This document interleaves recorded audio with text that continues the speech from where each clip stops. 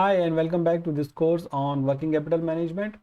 So far, we have discussed about the receivables, collections. Now, in this section, we're going to discuss about the payables. Payables is a part of trade credit because it's a credit again. So, the way to manage your payables basically is just to monitor that you are not paying too early and you are using your entire credit period which is available to you from the suppliers, and you're not paying it too early compared to that. So the firm should monitor that account payable to ensure that they are making payment at an optimal time. So let us look at it, compare with an example. So the problem here is the company has an average account payable of 250,000. Its average daily cost of sale is 40, and then it received the term 215.40 from the supplier. So now they want to forgo the discount. Is the firm managing the accounts payable very well? So now what is the way to calculate it? The way to calculate it is to understand how much account payable are outstanding per day. So 250 divided by 14,000. So what is it? So it will come to about 17 days, 17.9 days. Now the credit term is to 2% cash discount is on 15 day, because that's what you are getting, 215. So if you pay on 15th day, you will get 2% discount, but you are paying on 17th day because your account receivable pending is only 17 day, right? So it means you are paying too early, or you should pay up slightly more early to get a discount, or you should pay it much more delay. So you are losing 2% for at least 18 minus 40, around 22 days. So if you compare this with the annualized interest rate, that will come a lot. 2% um, for the 22 days, it will be a huge amount, because you can calculate effective annual interest rate.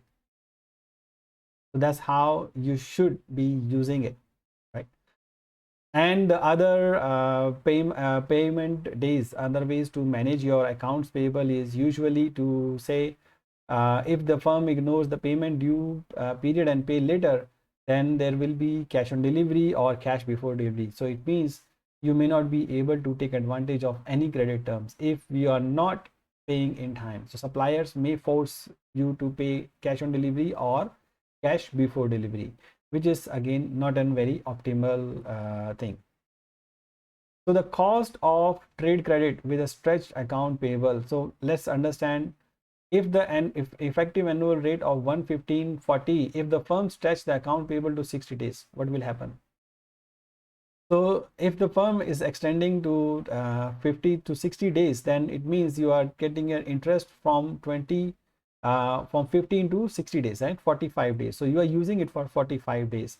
So then 45 days or 365 divided by 45 that we learned in the first video is about 8 periods, 845-day period. So the effective annual rate is around 8%. So if you are able to stretch it out, you are saving only 8% basically.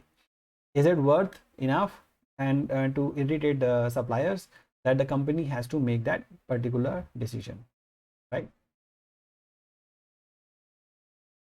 So if they does not stretch it, then the effective rate is 15%.